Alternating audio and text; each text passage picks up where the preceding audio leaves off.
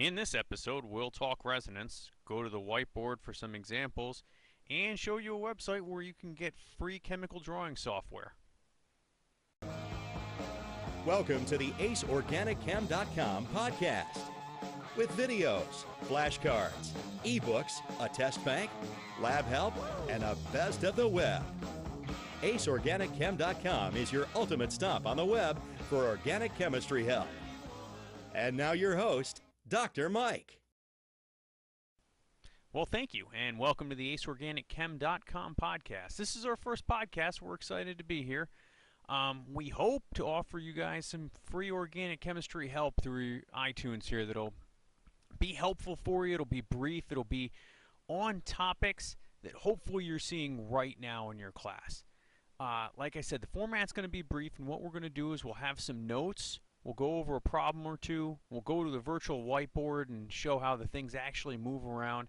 And then at the end, we'll give you a website that can be helpful for you to follow up.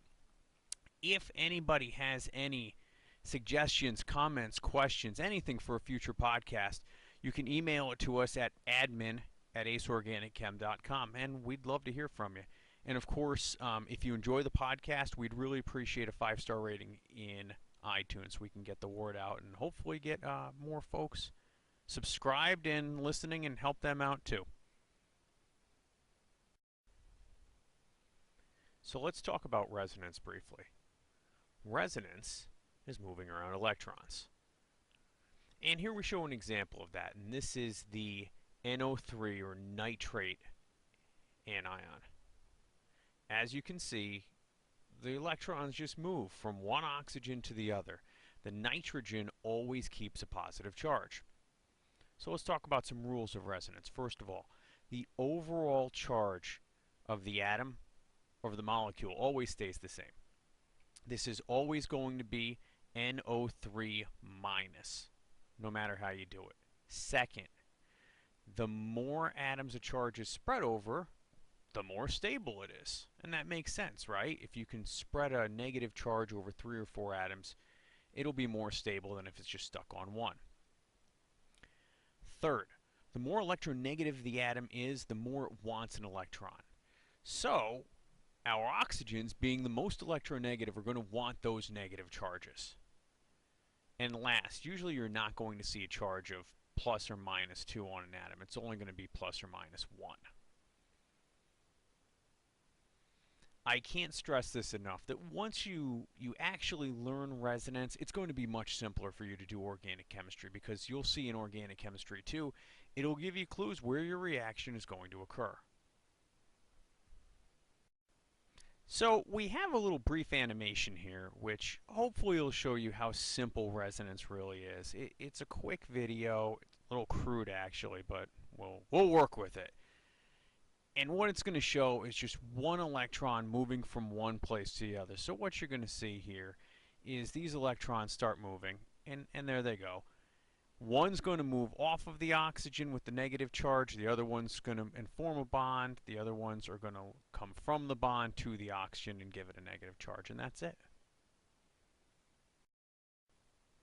So a couple of final notes on resonance. Remember, the atoms themselves will never change positions. You're not going to break a single bond and form another single bond. You can move around double and triple bonds, but not singles.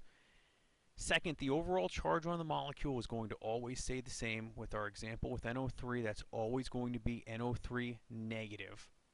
It's never going to go to neutral or plus 1. And resonance is the placement of charges and electrons. We're moving the charges and the electrons. Those will change. Okay, the one oxygen might be negative at one time and neutral at another, and another oxygen will go negative and neutral. That just happens. The biggest thing is that this process happens billions upon billions of times per second. So don't think of it as an electron spends 3 seconds here, then 3 seconds there. They're always moving back and forth. It's a flow. It's not a discrete process. You can't have a bucket of NO3 atoms with 2 of the oxygens specifically negative and then a different bucket with different 2 oxygens specifically negative. They're always flowing back and forth between each other. Now let's look at a problem. that deals with resonance, and hopefully that'll help clear things up a little bit. So here's a decent resonance problem. Take a second, hit the pause button on your podcast if you'd like, and figure out what the major resonance form of this molecule would be. So as far as resonance problems go, this is actually a pretty simple one. Here we have nitrogen with a lone pair that it can donate into form a new double bond. When that happens, since carbon can only have 4 bonds, a bond on it needs to break. So if we're going to form a double bond from the nitrogen, we need to break one, and the obvious one is the one going from the carbon to the oxygen. When that happens, oxygen will get 2 of those electrons and become negatively charged. Now, the reason that electrons flow this way, going in a flow from the nitrogen up to the oxygen, is because the oxygen is more electronegative and it's going to want those electrons. It can better accommodate a negative charge than nitrogen can.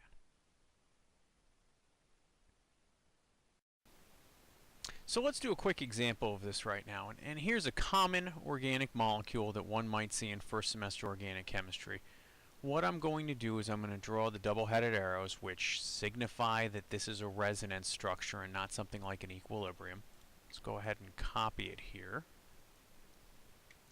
Now, how can we draw a resonance structure from these molecules? Well, the first thing is that, remember, resonance structures move electrons. So let's move an electron from negative to positive. So there's our first one that we're going to move, and there's our second. So what we've done is we're going to create a double bond between these 2 carbons.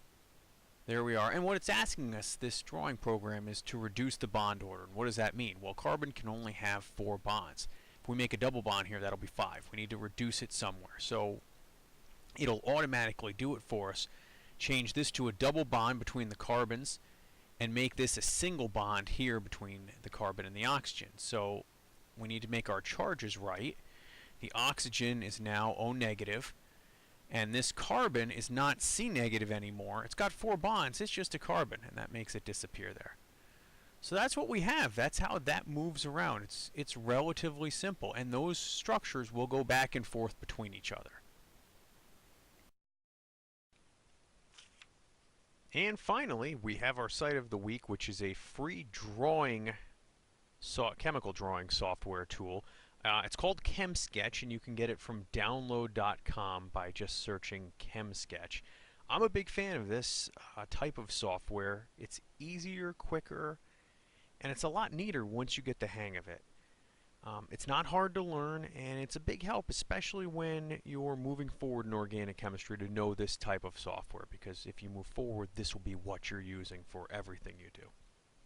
Anyway, thank you very much for listening. We hope it was helpful. Please give us your feedback, and we will see you next week. We just had a near-life experience.